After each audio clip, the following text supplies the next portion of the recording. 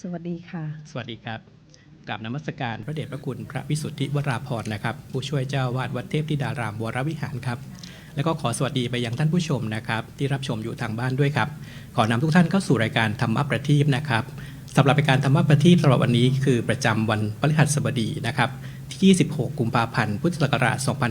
2569ครับสำหรับรายการนะครับเป็นรูปแบบที่ท่านอาจจะเคยรับชมมาก่อนนะครับเป็นรูปแบบของการบรรยายธรรมครับซึ่งองค์ธรรมที่จะมาบรรยายในวันนี้ก็คือพระวิสุทธิวราภรณ์นะครับเดี๋ยวขอนำท่านไปสู่ประวัติของท่านสักเล็กน้อยนะครับโดยพระวิสุทธิวราภรณ์นะครับปัจจุบันจำพรรษาอยู่ที่วัดเทพธิดารามวรวิหารครับวิทยาฐานะของท่านนะครับท่านจบนักธรรมชั้นเอกปรริญญาธรรม7ประโยคนะครับปริญญาตรีนะครับคณะศึกษาศาสตร์เอกสังคมมหาวิทยาลัยสุโขทัยธรรมาธิราชครับและก็ปริญญาตรีอีกใบหนึ่งนะครับคณะศึกษาศาสตร์เอกการแนะแนวนะครับจากมหาวิทยาลัยแห่งเดียวกันก็คือมหาวิทยาลัยสุโขทัยธรรมาธิราชครับปริญญาโทนะครับคณะศึกษาศาสตร์เอกการบริหารการศึกษามหาวิทยาลัยนเรศวรครับสำหรับปัจจุบันนะครับดำรงตำแหน่งในเรื่องของการช่วยงานเผยแผ่พระพุทธศาสนาหลายๆตำแหน่งด้วยกันนะครับนอกจากเป็นผู้ช่วยเจ้าวาดวัดเทพธิดารามวรวิหารฝ่ายการเผยแผ่นะครับท่านก็ยังเป็นเลขานุการสำนักเรียนวัดเทพธิดารามวรวิหารด้วยครับเป็นอาจารย์สอนพระปริยัติธรรมแผนกภาษาบาลีนะครับแล้วก็เจ้าคณะการประเรียนนะครับท่านยังเป็นหัวหน้าโครงการอยู่กรดหมดทุกข์สร้างสุขด้วยศีล8นะครับนอกจากนั้นนะครับท่านก็ยังเป็นรองผู้อำนวยการสถานีโทรทัศน์โลกพระพุทธศาสนาเฉลิมพระเกียรติหรือว่า WBTV แห่งนี้ด้วยครับแล้วก็ที่ท่านอาจจะเคยคุ้นตาท่านนะครับเพราะว่ารายการนี้ท่านทำมาอย่างยาวนานนะครับก็คือเป็นพิธีกรรายการพระพุทธศาสนาเพื่อสันติภาพโลกหรือว่า Buddhist for World Peace นะครับทางสถานีโทรทัศน์ WBTV แห่งนี้ครับแล้วก็ถ้าท่านที่เคยไปวัดเทพธิดารามนะครับที่นั่นก็จะมีพิพิธภัณฑ์สุนทรภู่นะครับท่านเป็นผู้อำนวยการพิพิธภัณฑ์สุนทรภู่ของวัดเทพธิดารามนะครับแล้วก็เป็นประธานสงฆ์นิตยธรรมสถานนะครับศูนย์ปฏิบัติธรรมนานาชาติอำเภอแม่แตงของจังหวัดเชียงใหม่ครับลำดับต่อไปก็ขอเรียนเชิญทุกท่านนะครับเข้าสู่บรรยากาศของการบรรยายธรรมขอเชิญคุณอภัยครับบัดนี้เวลาอันสมควรแล้วนะคะ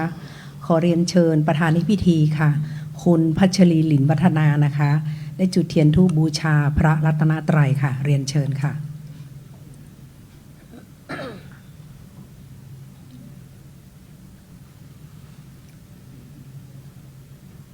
ขอเชิญสาธุชนทุกท่านนะคะได้สำรวมกายวาจาใจนะคะได้ไหว้พระและสมาทานศีลไปพร้อมๆกันนะคะขอให้ท่านได้พนมมือนะคะ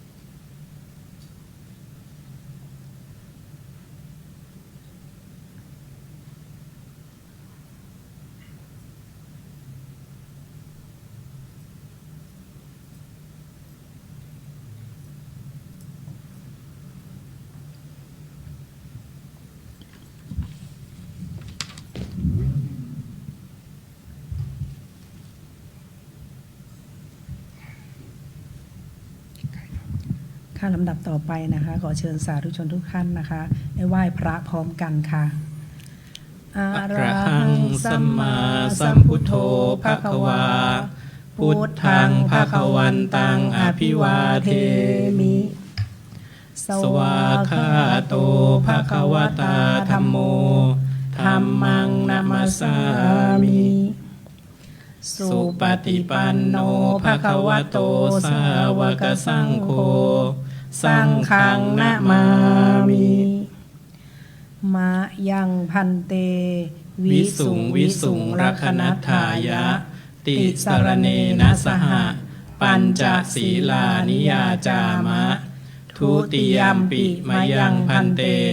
วิสุงวิสุงรักนัฏฐายะติสรเนนะสหปัญจศีลานิยาจามะตติยัมปิมายังพันเต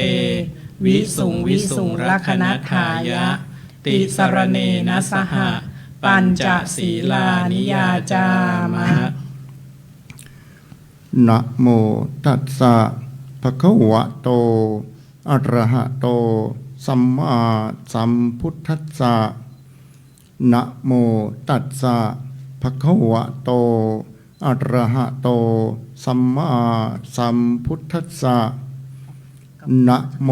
ตัสสะภะคะวะโตอะระหะโตสัมมาสัมพุทธัสสะนะโมตัสสะภะคะวะโตอะระหะโตสัมมาสัมพุทธัสสะนะโมตัสสะภะคะวะโตอะระหะโตสัมมาสัมพุทธัสสะนะโมตัสสะภะคะวะโตอะระหะโตสัมมาสัมพุทธัสสะพุทธังสรณังคัจฉามิพุทธังสรณังคัจฉามิธัมมังสรณังคัจฉามิธัมมังสรณังคัจฉามิ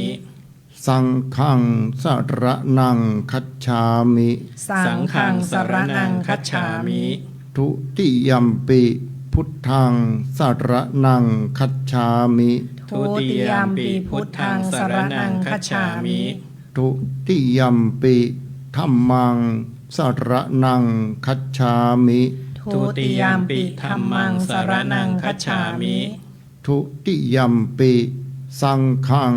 สรณังคัจฉามิทุติยัมปิสังฆังสรณังคัจฉามิตติยัมปิพุทธังสรณังคัจฉามิตติยัมปิพุทธังสรณังคัจฉามิตติยัมปิธัมมังสรณังคัจฉามิตติยัมปิธัมมังสรณังคัจฉามิตติยัมปิสังฆังสรณังคัจฉามิตติยัมปิสังฆังสรณังคัจฉามิติสรณะขมนังนิทธิตังอามะพันเตปานาติปาตาเวระมณีสิกขาปัฏฐังสมาธิยามิปานาติปาตาเวระมณีสิกขาปัฏฐังสมาธิยามิอทินนาทานาเวระมณีสิกขาปัฏฐังสมาธิยามิอทินนาทานาเวระมณีสิกขาปัฏฐังสมาธิยามิกาเมสุมิจฉาจาราเวระมณีสิกขาปัฏฐังสมาธิยามิกาเมสุมิจฉาจาราเวระมณีสิกขาปัฏฐังสมาธิยามิมุสาวาทาเวระมณีสิกขาปัฏฐังสมาธิยามิมุสาวาทาเวระมณีสิกขาปัฏฐังสมาธิยามิสุราเมรยะมัจจะปมาทัฏฐานาเวระมณีสิกขาปัฏฐังสมาธิยามิสุราเมรยะมัชฌปมาทัฏฐานาเวระมณีสิกขาปัฏฐังสมาธิยามิอิมานิปัญจสิกขาปัฏฐานิสีเลนะสุขติงยันติสาธุสีเลนะโภคะสัมปทาสีเลนะนิพพุติงยันติตัสสมาสีรังวิโสทะเยลำดับต่อไปนะครับขอกราบอาราธนาพระเดชพระคุณพระวิสุทธิวราภรณ์นะครับได้บรรยายธรรมในหัวข้อสำหรับวันนี้นะครับคือหัวข้อธรรมว่าพลังธรรมเปลี่ยนชีวิตครับท่านผู้ชมครับขออาราธนาด้วยความเคารพนะครับ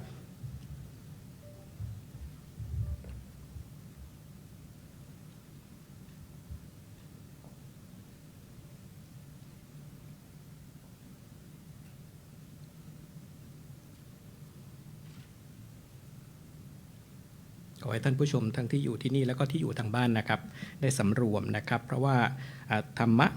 แต่ละวันที่องค์บรรยายธรรมได้บรรยายก็สามารถที่จะรับฟังแล้วก็นำไปปรับใช้ในชีวิตประจำวันได้นะครับ โดยหัวข้อว่าพลังธรรมเปลี่ยนชีวิตนี่ก็เป็นเรื่องของพลังของธรรมะนะครับขอกราบอาราธนานะครับด้วยความเคารพครับ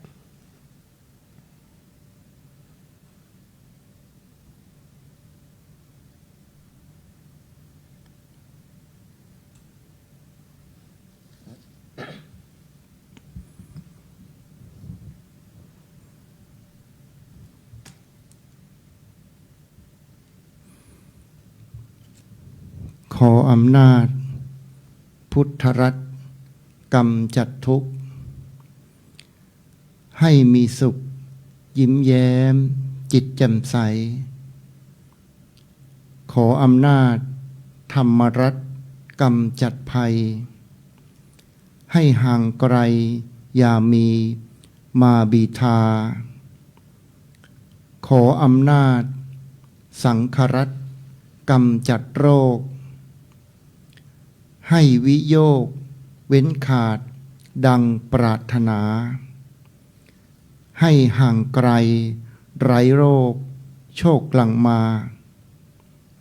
ดังทาราไหลตรงลงสาครขอเจริญสุขสวัสดีคุณโยมพัชรีรินวัฒนาประธานในกิจกรรมฟังธรรมมะประทีปในวันนี้แล้วก็เจริญพรคณะญาติโยมจากโรงเรียนผู้สูงอายุเขตสาทรทุกท่านวันนี้อาตมาภาพจะขอเริ่มพูดถึงเรื่องราวของโครงการธรรมประทีปก่อนสักนิดหนึ่งเพราะว่าบางท่านอาจจะไม่ทราบเนาะว่าธรรมประทีปเนี่ยหมายถึงอะไร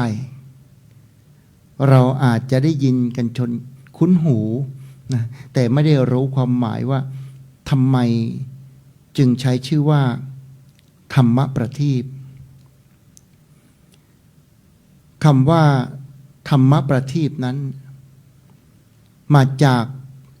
คำสองคำมาสนธิมาต่อกันก็คือ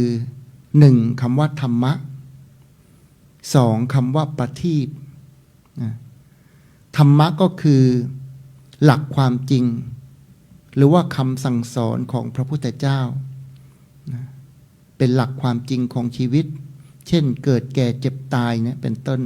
นะซึ่งพระพุทธเจ้าทรงค้นพบแล้วก็นำมาสั่งสอนพวกเราอันนี้คือความหมายของคำว่าธรรมะ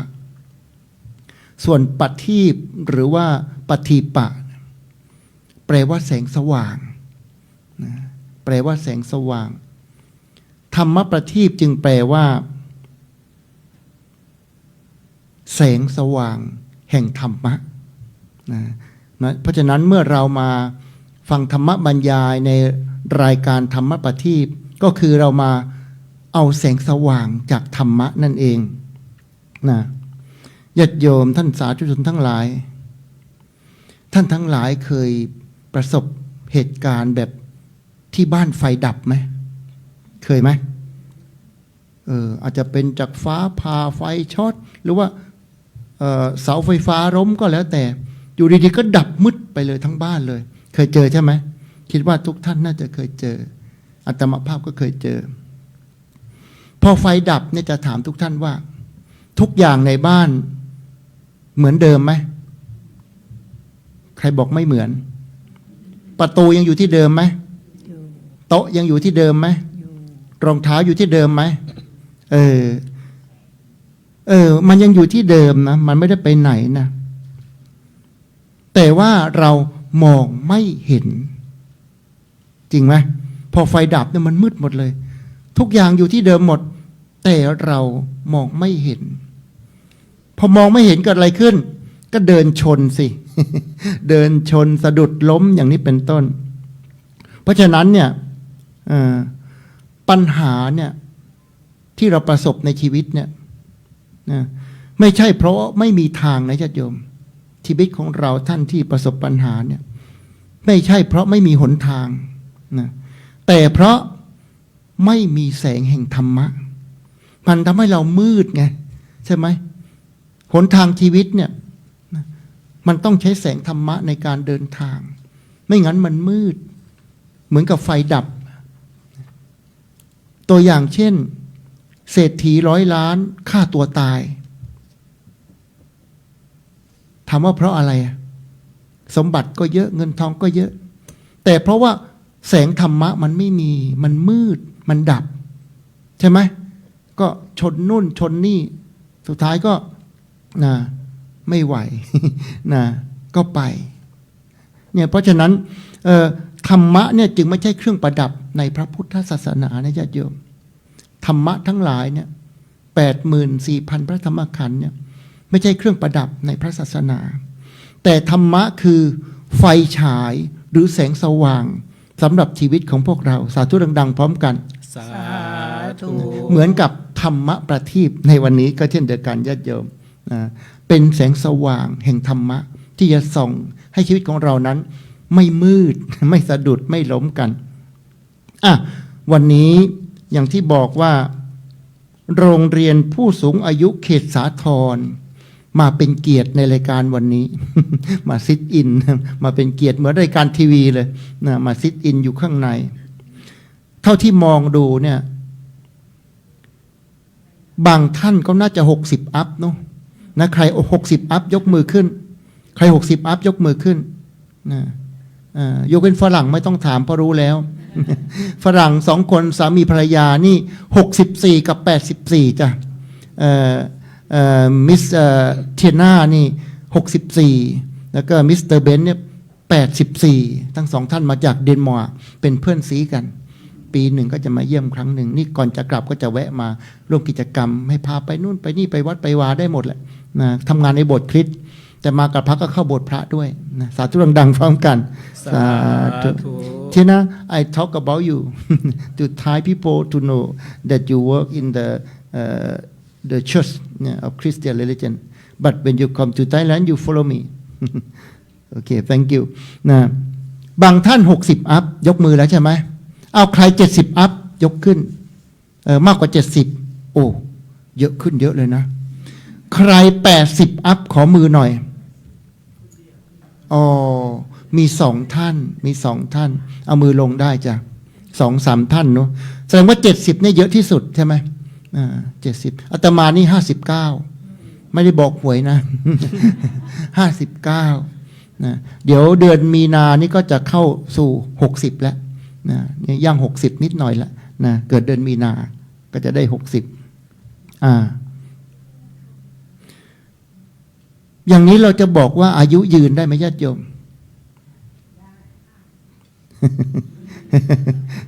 60 70 80เนี่ยใช้คำว่าอายุยืนได้ไหมอาตมาขอใช้คำว่าอายุเกินก็แล้วกันเนาะเกินเป้าหมายแล้ว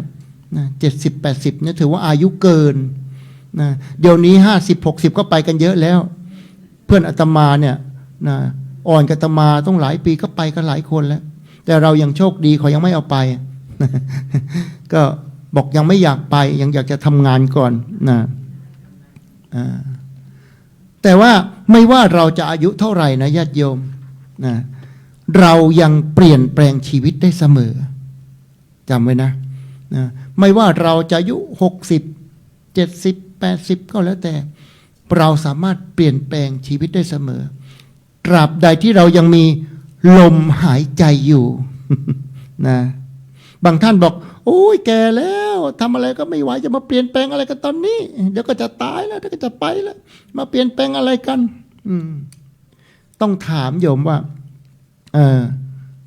ปัญญาเนี่ยไม่ได้เพิ่มตามอายุนะจริงไหมญาติโยมอายุเราเนี่ยเพิ่มขึ้นทุกปีทุกปีแต่สติปัญญามันไม่ได้เพิ่มขึ้นตามนะบางครั้งเนี่ยจริงไหมญาติโยมบางคนเนี่ยอายุ80ใช่ไหมแต่ยังโกรธง่ายเหมือนเด็กอายุ17 18จริงไหมฉุนเฉียวจะมาขัดใจฉันเดี๋ยวงอน เดี๋ยวมีงอน ใช่ไหมอายุ70-80นะแต่ความโกรธนะโกรธง่ายเหมือนเด็ก17-18วัยรุ่นใจร้อนเห็นไหมเพราะฉะนั้นเนี่ยธรรมะจึงเป็นเรื่องสำคัญญาติโยมนะธรรมะคือสิ่งที่จะทำให้ชีวิตของเรานะแก่แล้วฉลาดขึ้นแก่แล้วสมาร์ทขึ้นนะไม่ใช่แก่แล้วโกรธเร็วขึ้นนะสาธุนะอันนี้ไม่ได้ว่าใครนะเดี๋ยวหาว่านี่ท่านมานั่งว่าเราหรือเปล่าเนี่ย เมื่อพูดถึงธรรมะประทีปหรือว่าแสงแห่งธรรมเนี่ยญาติโยม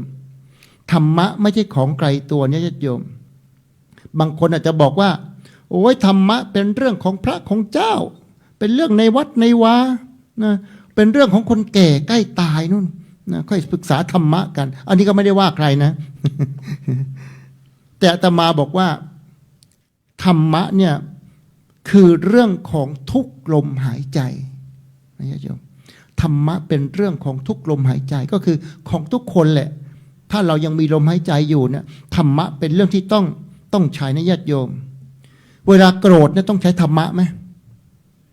ก็ลองไม่มีดูสิข่มความโกรธไม่ได้นะต้องไปข่มในคุกหลาย10 ปีเพราะไปฆ่าเขาตายโกรธ ใช่ไหมเขาด่าไม่พูดไม่เข้าหูคำ2 คำโกรธชักปืนยิงเขาต้องไปข่มความโกรธในคุกนะ5 ปี 10 ปีใช่ไหมถ้าข่มได้ตอนนี้ก็จบไปแล้วใช่ไหมใช้เวลานิดเดียวข่มมีธรรมะหน่อยแต่ถ้าไม่มีเนี่ยไม่ได้ใช่ไหมโกรธก็ต้องใช้ธรรมะคนโลภต้องใช้ธรรมะไหมไม่รู้จักพอไม่ได้นะเดี๋ยวก็ไปทุจริต ผิดนู่นนี่นั่นนะความโลภไม่เข้าใครออกใครนะใช่ไหมนั้นถ้าไม่มีธรรมะไว้ข่มก็ไม่ได้โลภก็ต้องใช้ธรรมะข่มหลงต้องใช้ธรรมะไหมหลงยิ่งต้องใช้ธรรมะมากมายเลยญาติโยมนะเพราะฉะนั้นเนี่ยธรรมะไม่ใช่ของไกลตัวธรรมะไม่ใช่ของไกลตัวไม่ใช่เรื่องของวัดเรื่องของพระเรื่องคนแก่นะแต่ธรรมะเป็นของจำเป็นเป็นของจำเป็นเลยนะสาธุคราวนี้เมื่อพูดถึงธรรมะประทีปเนี่ยก็คือแสงสว่างแห่งธรรมะหรือว่าแสงสว่างแห่งธรรมแสงสว่างเนี่ยมีความพิเศษนะญาติโยมว่าจะเป็นแสงสว่างของสปอตไลท์ก็ดีดวงประทีปต่างๆที่ประดับไว้ตามริมถนนแสงไฟต่างๆถามว่าแสงสว่างเนี่ยมันเลือกคนที่จะส่องไหมมันเลือกไหมคนดีมายืนใกล้ได้รับแสงสว่างไหมได้รับคนชั่วมายืนได้รับไหมได้รับคนบ้าคนบอได้รับแสงสว่างไหมเห็นไหมแสงสว่างเนี่ยไม่เคยเลือกว่าจะส่องให้ใครมีความเที่ยงธรรมมีความเที่ยงตรงใช่ไหมคนเคยผิดพลาดในชีวิตมาเนี่ยแสงสว่างให้ไหมให้ไปยืนใกล้ดวงไฟก็ได้รับแสงสว่างนะแสงธรรมก็เหมือนกันญาติโยมธรรมะประทีปแห่งธรรมก็เหมือนกันญาติโยมไม่ว่าจะเป็นคนดีคนไม่ดีนะธรรมะประทีปส่องแสงให้ทุกคนและไม่เคยถามด้วยว่าอายุเท่าไหร่จริงไหมแสงแห่งธรรมเนี่ยนะได้ทุกคนเพียงแต่ต้องอะไรต้องเปิดใจถ้าเราเปิดใจเนี่ยธรรมะประทีปแสงแห่งธรรมนะส่องให้ทุกคนไม่เลือกนะสาธุคราวนี้จะพูดถึงธรรมะในวัยชรามั่งดีกว่าวันนี้อาจจะพูดถึงคนชราเยอะหน่อยนะเพราะว่ามาจากอะไรเนี่ยบ้านผู้สูงอายุ นะอายุเกินเขาเรียกว่าอายุเกินธรรมะส่องทางในวัยชราจะพูดถึงประเด็นนี้นิดหนึ่งนะเขาบอกว่าคนวัยรุ่นหนุ่มสาวในญาติโยมเขาใช้แรงกายในการเดินทางในการทำงานจริงไหมวัยรุ่นหนุ่มสาวแรงเขาเยอะเขาใช้แรงกายทำนู่นทำนี่แต่วัยชราอย่างเราเนี่ยต้องใช้แสงแห่งปัญญาในการนำทางเพราะพลังมันไม่ได้แล้ว มันเหลือน้อยแล้วพลังจะไปวิ่งกระดกกระเดกฮกเมนตีลังกามันไม่ได้แล้วใช่ไหมทำอะไรต้อง slowly เนี่ยเหมือนมิสเตอร์เบนซ์เนี่ยมิสเตอร์เบนซ์ฝรั่งคนเนี้ยนะภรรยาฟ้องให้ฟังว่าอายุ80 กว่าตามหลักเนี่ยเขาไม่ให้เดินทางต่างประเทศแล้ว เขาไม่ให้เดินทาง ถ้าเป็นคนไทยยิ่งโอ้ไม่ไหวแล้วต้องพยุงกันนะแต่ฝรั่งคนนี้ใจสู้มาก ใจไม่ยอมแก่ สาเหตุก็คือว่าประเทศเดนมาร์กมีสวัสดิการให้ผู้สูงวัยท่องเที่ยวฟรีปีละ1 ครั้งนี่ไปบอกคุณอนุทินสิให้ทำให้พวกเราบ้างไปบอกอนุทินสิแต่เขาเก็บภาษีโหดนะภาษีต้องเสียถึง 60%ตลอดที่เขาทำงานมาเนี่ยเสียภาษีหนักมากเพราะฉะนั้นเมื่อเขาแก่ตัวลงเนี่ยเข้าโรงพยาบาลฟรีท่องเที่ยวฟรีปีละ1 ครั้งแต่ต้องทำรีพอร์ตนะต้องทำรายงานทางราชการบ้านเมืองว่าไปที่ไหนมาใช้เงินอะไรไปบ้างเนี่ยเขาถึงต้องมาไงเดี๋ยวเสียโอกาส พยายามมาให้ได้เพราะถ้าไม่มาก็ไม่ได้โอกาสเป็นสิทธิ์อันพึงมีพึงได้หกล้มที่สนามบิน1 รอบเนี่ยมิสเตอร์เบนเนี่ยเป็นแผลที่ศีรษะเนี่ยภรรยาฟ้องเมื่อต้นมานะวิดพื้นสนามบินเลยเนี่ยก็เรียกไม่เจียมบอดี้ ใจสู้แต่ร่างกายไม่ไหวนะแล้วก็มาอยู่ที่เกาะพังงานเพื่อนเป็นเจ้าของรีสอร์ทที่เกาะพังงานเป็นชาวเดนมาร์กแต่งงานกับผู้หญิงไทยแล้วก็เปิดรีสอร์ทเพื่อนซีเขาก็มาอยู่กับเพื่อนเดือนหนึ่ง3 เดือน 2 เดือนมาทุกปีแหละเตะก้อนหิน2 ครั้งเตะอะไรอะขวดแตกอีกครั้งหนึ่งเนี่ยแผลมีรักษาแผลมาอยู่เมืองไทยเซอร์ไพรส์ภรรยาตลอดเลย เดี๋ยวเตะนู่นเดี๋ยวเตะนี่เราสู่กันฟังเพราะฉะนั้นเนี่ยวัยชรานั้นเราไม่ได้ใช้แรงกายเราถดถอยเราใช้พลังแห่งปัญญาในการเดินทางชีวิตนะถ้าไม่มีธรรมะใจของเราก็จะมืดใช่ไหมถ้าชีวิตของเราขาดธรรมะในวัยชราเนี่ยเราจะรู้สึกมืดเพราะอะไรกังวลไหมเฮ้ยถ้าเราตายไปเนี่ยอะไรจะเป็นของใครดีแล้วเนี่ยที่สะสมไว้เนี่ยบางท่านก็มืดเพราะไม่มีอะไรใช้สะสม เราตายไปลูกหลานจะอยู่ยังไงเนี่ยใช่ไหมคิดมืด8 ด้านเนี่ยวัยชราถ้าไม่มีธรรมะนะกังวลไปหมดกลัวลูกหลานจะอยู่ไม่ได้กลัวใครจะมาเอานู่นเอานี่ไปใช่ไหมหรือว่ากลัวจะตกนรกบางท่านนี่ทำสิ่งไม่ดีไว้เยอะ พอวัยชรามาเยือนไม่อยากตายกลัวตกนรกกลัวไปเจอสิ่งที่ไม่ดีเพราะกรรมที่เราทำเอาไว้แต่ถ้าหากว่าเรามีธรรมะในญาติโยมถ้าเรามีธรรมะเป็นประทีปเนี่ยเราก็จะมีแสงสว่างนำทางใช่ไหมเป็นสวก็ใจดียิ้มใช่ไหมเป็นผู้สูงอายุก็ยิ้มสบายๆปล่อยวางได้นี่เพราะว่าเรามีแสงสว่างคือประทีปนำทางเราก็ไม่มืดเราก็ไม่เครียดใช่ไหมเราก็ไม่ต้องกังวลอะไรนะพระพุทธเจ้าตรัสว่ายังไงโยมพระพุทธเจ้าตรัสว่าเราจงเป็นประทีปให้แก่ตนเองนี่เป็นคำสอนของพระพุทธเจ้านะเราต้องสร้างประทีปก็คือธรรมะนั่นแหละให้เกิดขึ้นในจิตใจของเราเอาไว้ส่องเส้นทางชีวิตของเราในบั้นปลายชีวิตของเราเราจะได้ปล่อยวางได้เราจะได้ไม่เครียดเป็นเรื่องจริงเกือบ100%ญาติโยมเมื่อเราเข้าสู่วัยชราเนี่ยญาติโยมถ้าวันหนึ่งเนี่ยเราไม่มีใครอยู่ข้างเราลูกเต้าแต่งงานออกเรือนไปปลูกบ้านอยู่ข้างนอกอยู่กับหมากับแมว2 ตัวบางท่านอาจจะเครียดได้นะใช่ไหมเราอุตส่าห์ทำงานหนักตลอดชีวิตเลี้ยงดูเขามาจบการศึกษาเล่าเรียนมีครอบครัวทิ้งเราหมดเลยปีหนึ่งมาหาครั้ง2 ครั้งนั่งคุยกับหมากับแมวเนี่ยใช่ไหมถ้าวันหนึ่งเนี่ยเราแก่มากๆไม่มีใครอยู่ข้างๆเราแต่ถ้าเรามีธรรมะเราก็จะไม่หลงทางสาธุดังๆพร้อมกันสาธุโอกาสมีถึง 99% ที่เราจะต้องอยู่คนเดียวบ่อยๆใช่ไหมเพราะฉะนั้นเลี้ยงหมาเลี้ยงแมวไว้หลายตัวหน่อย เป็นเพื่อนคุยเพื่อนเล่นก็ยังดีดำๆแดงๆตุบๆเขียวๆแล้วก็ได้เล่นกับมันได้คลายเครียดได้เนาะออกกำลังกายเดินให้อาหารหมาแมวกันคราวนี้เข้าสู่เรื่องราวในวันนี้นี่ยังไม่ได้เข้าเรื่องนะเนี่ยหมดเวลาหรือยัง ยังไม่ได้เข้าเรื่องเลยเนี่ยวันนี้จะเล่าเรื่องหนึ่งก็คือเรื่องของธรรมะเปลี่ยนชีวิต เรามาดูกันว่าแสงแห่งประทีปธรรมะของเราเนี่ยจะเปลี่ยนชีวิตคนได้อย่างไรเอาย่อๆเนาะจะเล่าเรื่องประวัติผู้หญิงคนหนึ่งประวัติน่าเกลียดเป็นคนนิสัยไม่ดีด้วย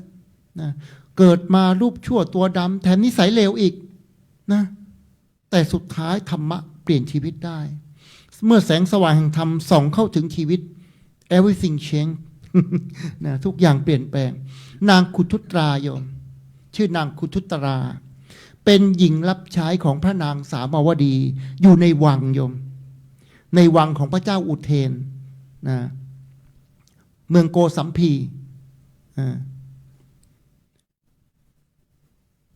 นางคุทุตราเนี่ยเป็นหญิงรับใช้พระราชินี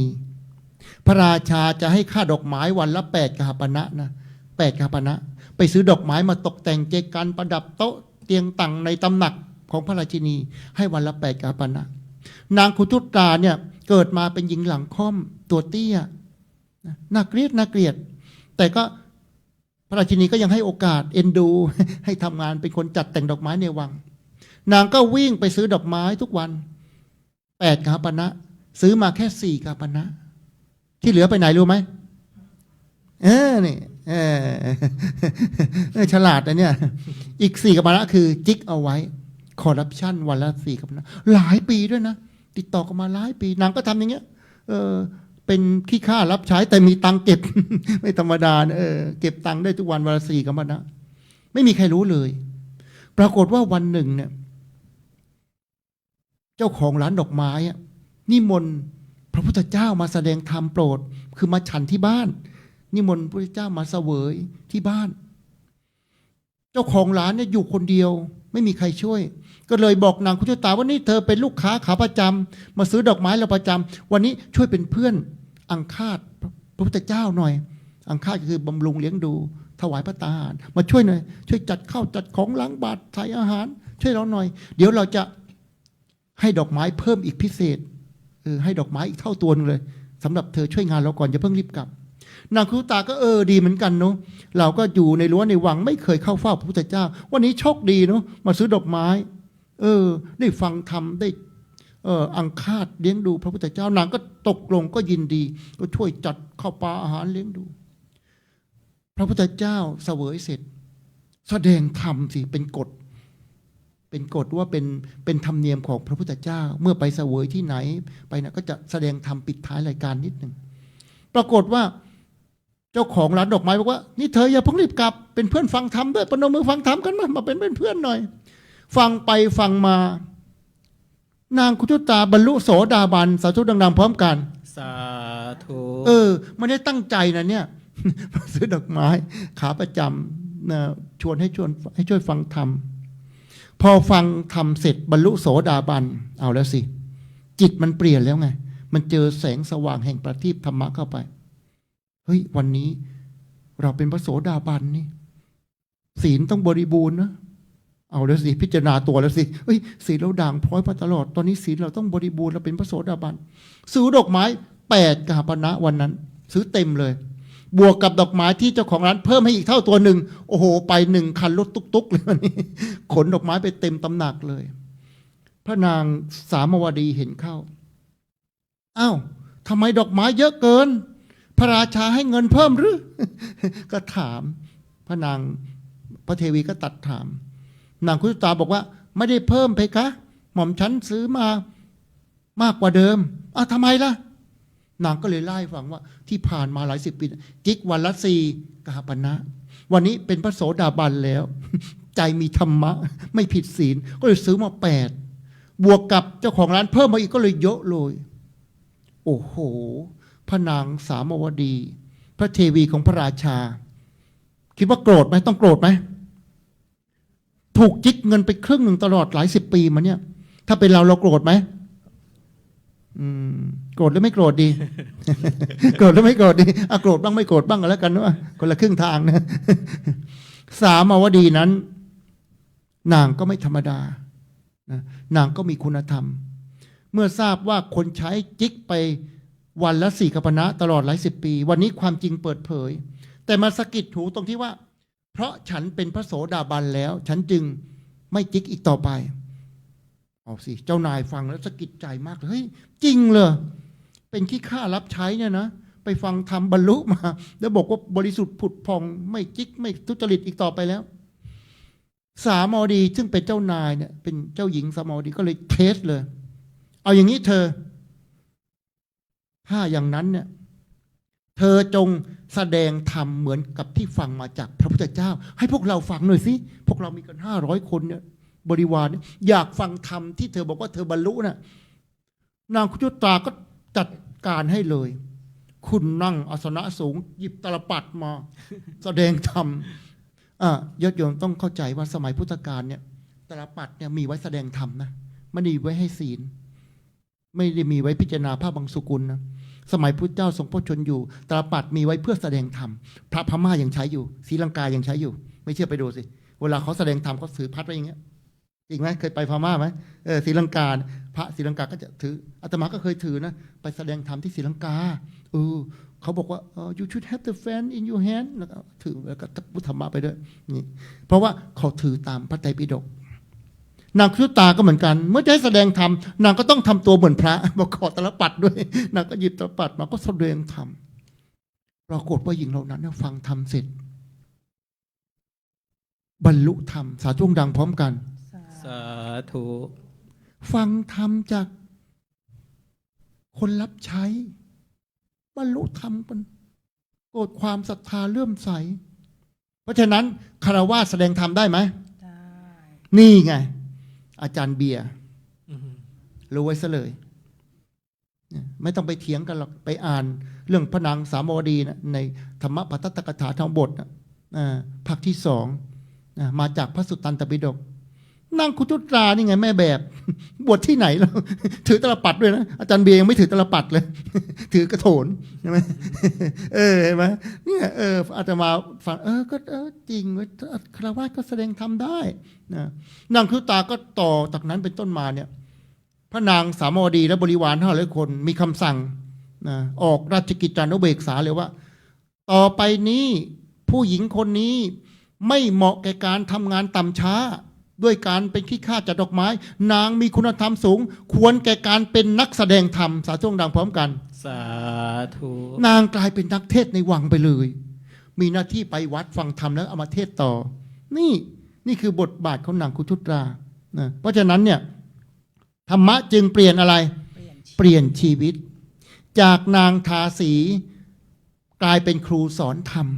เพราะอะไรเพราะธรรมะเปลี่ยนชีวิตไงเพราะแสงแห่งธรรมนี่แหละเป็นชีวิตนางนะต่อมานางก็แสดงธรรมเป็นอาชีพเลยไปวัดกลับมาก็แสดงธรรมนะจากคนที่ชอบขโมยแอบขโมยกลายเป็นคนชอบแบ่งปันเห็นไหมจากชีวิตที่มืดมิดกลายเป็นชีวิตที่มีแสงสว่างเห็นไหมธรรมะสำคัญไหมไปดูประวัตินางคุจุตราที่สำคัญไม่สำคัญจากคนเลวคนชั่วนะเกิดมารูปชั่วตัวดำกลายเป็นครูสอนธรรมได้นะพระราชาพระราชินีต้องประนมมือฟังนางอย่างเงี้ยคิดดูนะนี่เห็นไหมนี่คือเรื่องนางคุจุตราเรามาดูแก่นของเรื่องนี้กันบ้างนางคุจุตรานั้นเริ่มชีวิตที่ต่ำต้อยเป็นนางทาสีใช่ไหมเป็นหญิงรับใช้ยักยอกเงินวันละ4 กหาปณะนะเคยชินกับการทำความชั่วจะรู้สึกเป็นเรื่องปกตินี่คือชีวิตของนางก่อนหน้านั้นนะคราวนี้ญาติโยมถ้าพูดถึงชีวิตของญาติโยมเนี่ยโรงเรียนผู้สูงอายุใช่ไหมเขตสาทรเนี่ยญาติโยมอาจจะบอกว่าโยมไม่เคยโกงใครนะอายุ70-80มาแล้วเนี่ยไม่เคยไปโกงเงินโกงทองใครเหมือนนางคุจุตรานะ อย่ามาว่าโยมนะโยมไม่เคยโกงแต่อาตมามั่นใจว่าโยมบางท่านน่ะเคยโกงอย่างนั้นก็โกงการสวดมนต์ วันนี้จะสวดสัก3-4 บทได้บทเดียวง่วงแล้วจริงไหมโกงเพราะอะไรเพราะง่วงนอนเพลียแล้วว่าจะสวดได้หลายบทเอาข้อจริงได้2-3 บทพักแล้วเคยโกงสวดมนต์ใช่ไหมบางท่านเนี่ยฟังธรรมมาตั้งหลาย10 ปีจริงไหมเนี่ยไม่ได้ฟังรูปนี้รูปเดียวนะฟังตั้งแต่ท่านพระครูฟังหลวงพ่อเจ้าอาวาสนะฟังหลายรูปแต่ใจไม่เห็นเปลี่ยนเหมือนนางคุจุตราเลยนี่ไม่ได้ว่าโยมนะ ใจไม่เห็นค่อยเปลี่ยนเลยอยากรู้ไหมเพราะอะไรการที่คนบางคนโยมบางท่านเนี่ยฟังธรรมมาหลาย10 ปีแต่จิตใจก็ยังวกเวกเหมือนเดิมยังเครียดเหมือนเดิมยังโกรธเหมือนเดิมหงุดหงิดเหมือนเดิมเพราะอะไรทราบไหมใครตอบได้ให้1 รางวัลมีรางวัลอยู่ในย่ามเพราะอะไรอ้าวคุณโยมพัชรีลินวัฒนาทำไมเราฟังธรรมมาต้องนานแล้วทำไมใจเราไม่เห็นค่อยเปลี่ยนเลยทำไมใจยังเป็นเหมือนเดิมอยู่ตลอดเลยเพราะอะไรสาธุดังๆพร้อมกันสาธุเดี๋ยวมีพระเลี่ยมทองให้1 องค์นะมารับตอนปิดท้ายนะอยู่ในย่ามลูกศิษย์ตอบดีนะเนี่ยฉลาดนะเนี่ยตอบได้ด้วยนะเพราะว่าเข้าหูซ้ายทะลุหูขวาถ้าจะถามว่าเมื่อวันพระที่แล้วถามใครมาวัดบ้างวันพระที่แล้วใครมาวัดบ้างพระท่านเทศเรื่องอะไรโยมเทศเรื่องกรรมใช่ไหมท่านอธิบายว่าอย่างไรบ้าง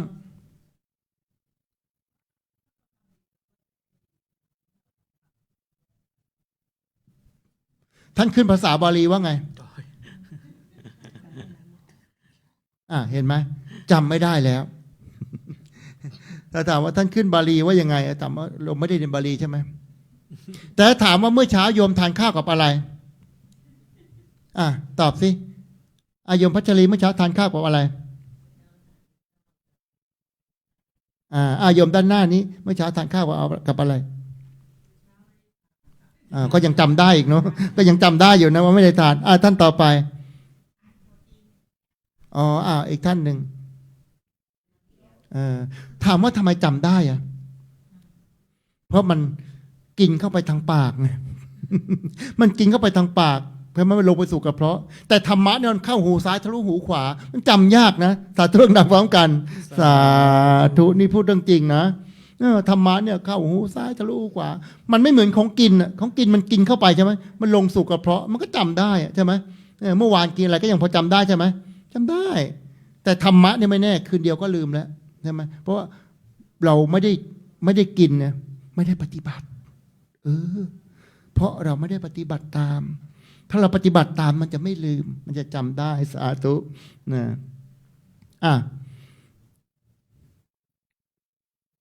บางท่านอาจจะเถียงบอกว่าท่านเจ้าคุณสอนว่าธรรมะเปลี่ยนชีวิตใช่ไหมธรรมะเป็นชีวิตหัวข้อวันนี้นะธรรมะเป็นชีวิตเหมือนนางคุชุตรานะใช้แสงแห่งธรรมเปลี่ยนชีวิตบางท่านอาจจะเถียงว่าก็ดิฉันนี่70 อัพ 80 อัพแล้วจะเปลี่ยนได้ยังไงเปลี่ยนไม่ได้แล้วมั้งขนาดนี้แล้วเปลี่ยนได้ไหม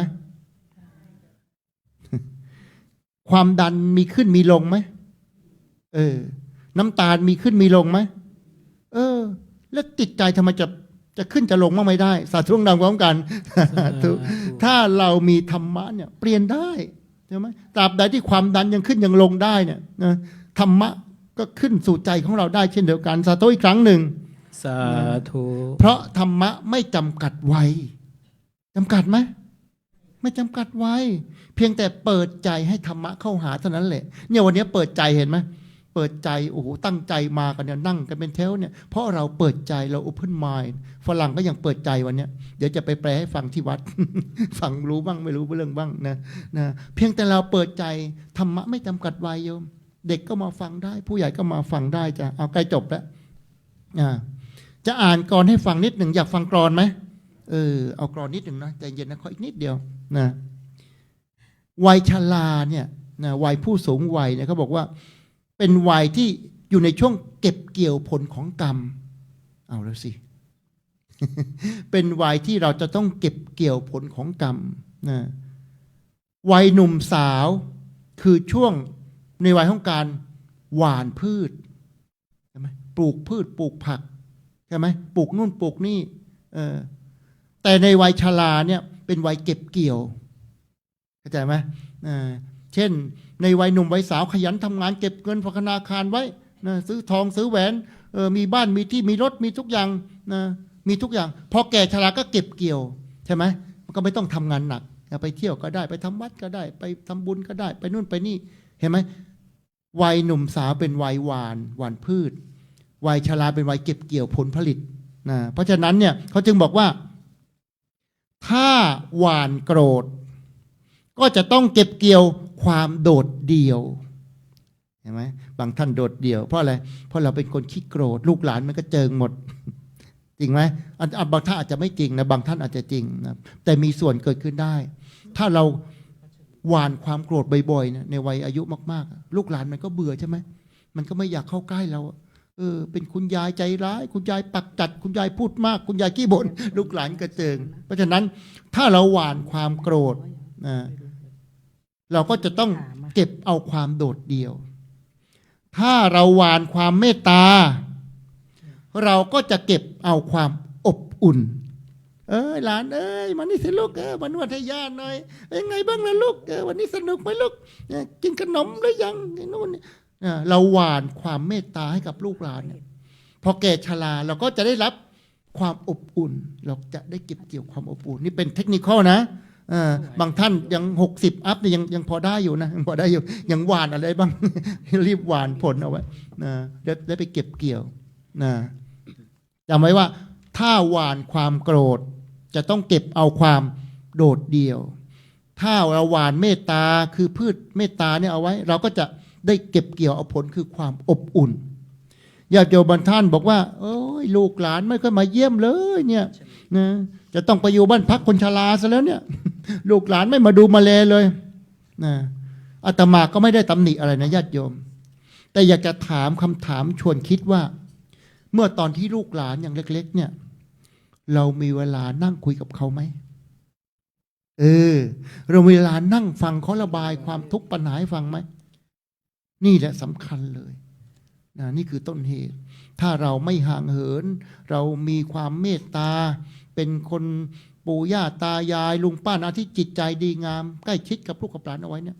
เขาก็จะไม่ทอดทิ้งเราก็จะผูกพันกับเรานะอันนี้เป็นเทคนิคเข้าจะสาธุ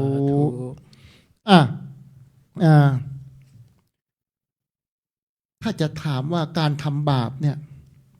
หรือทำความดีเนี่ยจำกัดอายุไหมไม่จำกัดอายุมากทำบาปได้ไหมได้อายุน้อยทำบาปได้ไหมได้ญาติโยมบางท่านจะเถียงว่าท่านเจ้าขาตอนนี้ดิฉันก็80อัพแล้วทำบาปไม่ไหวแล้วเจ้าขาไม่ต้องสอนหรอกจริงไหมเพราะอะไรเอาสินี่ไปว่าใครเขาเนี่ย หันไปทางนี้ด้วย บางคนยิ่งแก่ยิ่งงกหนู เพราะนั้นอย่ามาบอกว่าโยมแก่แล้วโยมทำบาปไม่ไหวแล้วอาตมาขอเรียนว่าตราบใดที่ใจของเราเนี่ยยังรู้สึกโกรธเกรี้ยวเห็นไหมบาปมาเดินเร็วกว่าไม่เท้าเราอีกนะขอบอก ตราบใดที่ใจเรายังโกรธเกรี้ยวเนี่ยอายุเท่าไหร่ไม่สำคัญนะบาปเนี่ยมันเดินเร็วกว่าไม่เท้าเราอีกนั้นอายุมากก็อย่าคิดว่าไม่เป็นไรนะต้องระวังใจมากๆนะถ้าใจเราโกรธใจเราเกรี้ยวใจเราไม่ดีขึ้นมาเนี่ยบาปมันเดินตามเราเร็วมากเลยนะแล้ววิ่งหนีมันก็ไม่ไหวด้วยสาธุดังๆพร้อมกันสาธุสงสัยต้องปิดท้ายแล้วนะย้ำว่าเตือนใจวัยชราเตือนใจวัยชราโยมนะวัยชราคือวัยที่ต้องใช้ปัญญาในการดำเนินชีวิตบอกไปแล้วครั้งหนึ่งใช่ไหมจำได้เนาะวัยชราคือวัยที่ต้องใช้ปัญญาในการดำเนินชีวิตนะหนึ่งเราต้องเตือนให้เรานั้นรู้จักการปล่อยวางนะถ้าปล่อยวางไม่ได้เนี่ยอันตรายมากเลยนะยายน้อยหลวงพ่อจะสร้างศาลาสร้างโบสถ์เนี่ยทำบุญในสิยายน้อยไม่ได้หรอกท่านพระครูตอนนี้มีบ้างก็ต้องใช้หนี้เขาอีก2-3 วันยายน้อยตาย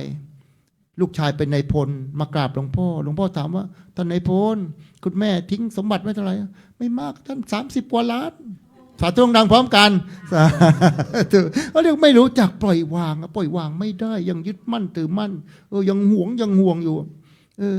มีบ้างก็ต้องใช้หนี่เขาทำเสียงสูงเลยนะ ที่ไหนได้พอตายบอกโอ้โหมีเยอะเลยมีถึง30 ล้านนะหนึ่งปล่อยวางนะฝึกปล่อยวางไว้บ้างไม่ได้ตั้งใจบ้างไม่เป็นไรร้อนบ้างเย็นบ้างทุกข์ใจบ้างไม่ทุกข์ใจบ้างก็ยิ้มทำปล่อยวางยังไงก็ได้ easy going สบายนะถึงจะรอดนะสองเตือนให้อภัยกันนะใครทำอะไรไม่ดีกับเราลูกหลานก็ดีคนข้างบ้านก็ดีเพื่อนฝูงก็ดีต้องให้อภัยนะถ้าเราไม่รู้จักให้อภัยมันจะอยู่ในเนี้ยมันจะไปDNAนะตายแล้วข้ามภพข้ามชาติได้อีกนะมันจะตามไปหลอกหลอนเราอีกเพราะนั้นต้องรีบปล่อยวางให้หมดนะใครทำอะไรไว้ก็อโหสิกรรมก็ไปนะไม่ว่าใครเก็ตซีโร่ไปเลยตัดออกไปแล้วเราก็จะเบาสบายไม่ต้องกังวลนะสุดท้ายเตือนให้เร่งทำความดีอันนี้สำคัญมากเลยนะเพราะว่าวัยชราเราเหลือเวลาอีกไม่มากแล้วใช่ไหมถ้าไม่รีบทำเนี่ยเอาเวลาที่ไหนไปทำนะพอจิตหลุดออกไปเนี่ยร่างกายมันไม่ไปด้วยเนี่ยทำอะไรได้ไหมโอ้ยจะไปฟังท่านเจ้าคุณวิสุทธิเทศน์สักหน่อย ไปแต่จิตเนี่ยแล้วฉันจะเห็นไหมเนี่ย จะรู้ไหมเนี่ย ใช่ไหมร่างกายมันไม่ไปกับเราแล้วอะใช่ไหมนั้นถ้าตายเมื่อไหร่เนี่ยมันทำอะไรไม่ได้เลยหลวงพ่อพระมงคลกิติวิบูลย์อดีตเจ้าคณะจังหวัดสุพรรณบุรีให้คีโมโรงพยาบาลศิริราชให้คีโมอาตมาก็ไปเอาเงินไต่ตองเจ้าคุณ3,000เด้สั่งลูกศิษย์เอาเงินไต่ตองถวายพระ 2,000เอาเงินให้คุณหมอ 5,000เอาเงินให้คุณ 3,000แล้วบอกหลวงพ่อผมไม่กล้าเอาหลวงพ่ออายุมากหลวงพ่อป่วยแล้วหลวงพ่อเก็บไว้ใช้รักษาตัวเองให้หลวงพ่อไม่ต้องผมไม่เอาไม่ได้ยิ่งต้องรีบทำไปป่วยจะตายแล้วมันทำไม่ได้เงินเรามีเราไม่ได้ใช้ไม่ได้ทำบุญมีไว้ทำไมท่านพูดอย่างนี้สาธุดังพร้อมกันสาธุด้วยอานิสงส์ของท่านตอนนี้ท่านเดินปลอเลยนะตั้งแต่ก่อนโควิดให้คีโม3 ครั้งตอนนี้เดินปลอเลยอายุ80 กว่าสาธุอีกครั้งหนึ่งสาธุเรื่องจริงนะพระมงคลกิติวิบูลย์ไปเสิร์ชใน Google ได้เลยนะอดีตเจ้าคณะจังหวัดทุกวันเดินปลอเลยนะนี่คือแสงสว่างแห่งธรรมะบางคนนี่โอ้โหไม่ได้เลยนะยิ่งแก่ยิ่งงกกันอย่างที่ท่านพัชรีว่ายิ่งห่วงแต่หลวงพ่อเป็นแบบอย่างที่ดีมากตายแล้วมันทำไม่ได้ท่านเจ้าคุณต้องทำยิ่งป่วยยิ่งต้องทำเดี๋ยวตายแล้วไม่ได้ทำท่านพูดเราก็โอ้โหซึ้งใจมากเลยนะแต่เราก็ไม่รับนะเราแอบไปให้คนขับรถเอาไปคืนในย่ามไม่ให้ท่านรู้เพราะเราไปบ่อยเกินไปเดี๋ยวรวยรับทุกวันว่าท่านเป็นอาจารย์ก็ไปบ่อยปิดท้ายรายการจริงๆแล้วคนเนี้ยนะวัยทองหรือวัยถอยเอาวัยไหนดีเราจะเป็นวัยทองหรือเป็นวัยถอยกันดีทองเขาบอกอย่างนี้นะที่เรียกว่าวัยทองเนี่ยนะเพราะว่าใจมีธรรมะใจมีแสงสว่างเปล่งสว่างกระจ่างใสเหมือนทองคำแต่ถ้าใจไม่มีธรรมะเขาเรียกว่าใจมืด แก่แล้วใจมืดก็เรียกอะไรเป็นวัยถอยไม่ใช่วัยทองแต่วันนี้พวกเราที่มาเนี่ยเป็นวัยทองทั้งหมดเพราะว่าเรามีแสงสว่างธรรมปฏิบัติไว้2 ทางตั้งใจมาฟังเทศฟังธรรมนะได้ข่าวประกาศว่าจะมีพระวิสุทธิวราภรณ์มาเทศนะธรรมะเปลี่ยนชีวิตก็เปิดใจมานั่งฟังธรรมอย่างนี้เขาเรียกว่าวัยทองไม่ใช่วัยถอยสาธุดังพร้อมกันสาธุเนี่ยว่าจะจบขออีกนิดหนึ่งกลอนบทสุดท้าย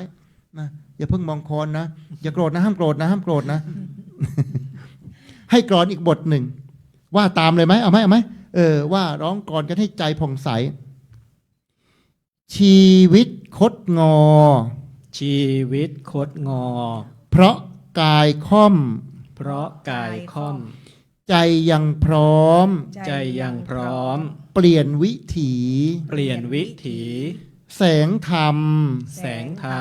ส่องชีวีให้คนนี้กลับงดงามวัยล่วงเลยอย่าหม่นหมองแสงยังส่องทุกโมงยามเปิดใจรับพระธรรมชีวิตย่อมสว่างพลันขอเจริญพรสาธุ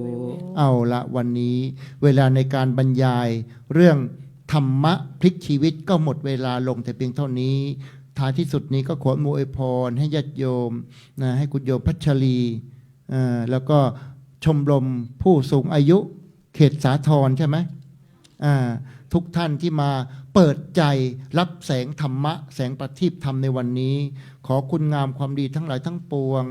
จงมาพิบาลรักษาท่านทั้งหลายให้ได้ประสบแต่ความสุขความเจริญรุ่งเรืองมนุษย์สมบัติสวรรค์สมบัตินิพพานสมบัติขอให้สำเร็จสมดังมโนรสความมุ่งมา่ปรารถนา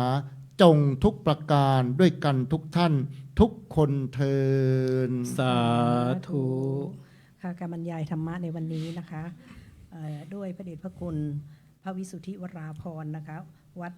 เทพธิดารามวรวิหารนะคะซึ่งในหัวข้อเรื่องพลังธรรมเปลี่ยนชีวิตนะคะบัดนี้ก็ขอเรียนเชิญประธานในพิธีนะคะคุณพัชรีหลินวัฒนาค่ะแล้วก็ตัวแทนผู้สูงอายุนะคะ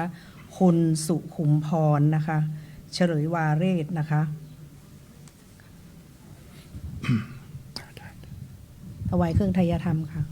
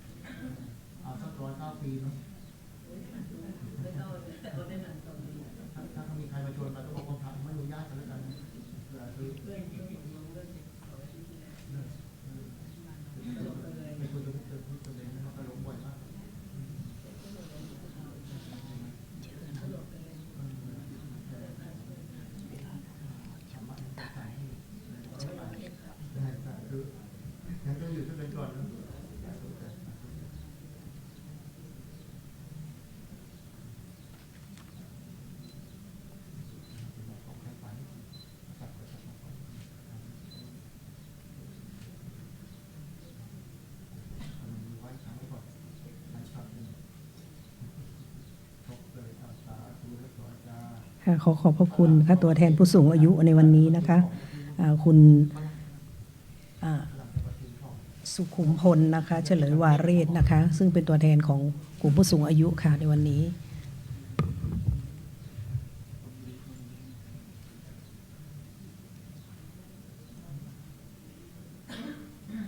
2 คนนี้มาเมืองไทยมากกว่า16 ครั้งมีหน้ามาอยู่ปีละ3 เดือนโอเคทุกคนเจ็บหน้าโอเคYou don't sit, you don't sit, don't take a seat. Side number side. You don't sit, don't sit. Don't sit, don't sit. Okay, ready? And look at camera. Smile. Okay,มีหน้าใครกัน ถวายเครื่องไทยธรรมเป็นที่เรียบร้อยนะคะขอเชิญสาธุชนทุกท่านนะคะได้กรวดน้ำรับพรค่ะ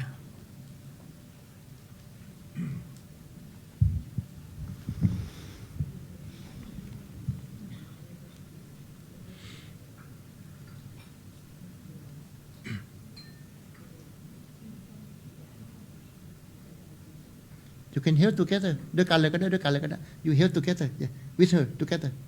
Okay. ละได้ Okay. Okay. You pour water like that, like her. Follow her. Yeah. Take it out. Yeah. Okay.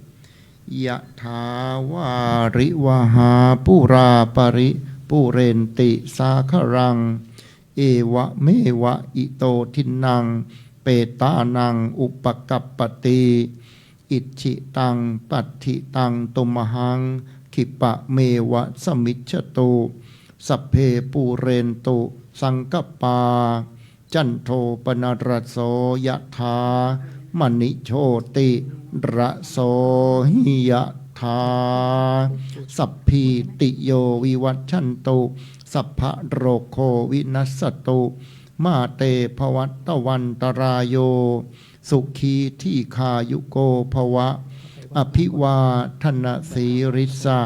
นิจจังวุธาปจายโนจัตตารโอธรรมาวัฏันติอายุวันโนสุขังพระลัง สาธุอันวันต่อไปก็ไหว้พระพร้อมกันนะคะ อะระหังสัมมาสัมพุทโธภะคะวาพุทธังภะคะวันตังอภิวาเทมิสวาคาโตภะคะวตาธัมโมธัมมังนัมสสามิสุปฏิปันโนภะคะวะโตสาวกสังโฆสังฆังนะมามิครับสำหรับวันนี้นะครับกราบขอบพระคุณนะครับประธานในพิธีก็คือคุณพัชรีหลินวัฒนานะครับแล้วก็ขอบพระคุณไปทางโรงเรียนผู้สูงอายุวัดยานนาวาเขตสาทรด้วยนะครับก่อนที่จะจากลากันในวันนี้ครับท่านผู้ชมครับทางรายการขอแจ้งข่าวนะครับสำหรับงานต่างๆของวัดยานนาวาในช่วงนี้นะครับงานแรกนะครับก็คือการบำเพ็ญกุศลศพนะครับซึ่งวันที่21ที่ผ่านมาก็ได้บำเพ็ญกุศลศพทำบุญครบ7วันไปแล้วนะครับวันที่1มีนาคมที่จะถึงนี้ครับทำบุญครบ15วันพิธีบำเพ็ญกุศลศพพระราชพรหมาภรณ์นะครับอดีตผู้ช่วยเจ้าวาดวัดยานนาวาแล้วก็อดีตที่ปรึกษาเจ้าคณะเขตยานนาวาสาทรด้วยนะครับในวันนั้นนะครับเวลา 18:30 น.จะมีการสวดอภิธรรมแล้วก็มีการแสดงพระธรรมเทศนาด้วยนะครับไปกันที่งานบุญนะครับในเดือนเมษาที่จะถึงนี้นะครับก็คืองานบรรพชาสามเณรภาคฤดูร้อนนะครับโดยงานนี้นะครับวัดยานนาวาจัดเพื่อที่จะเฉลิมพระเกียรติถวาย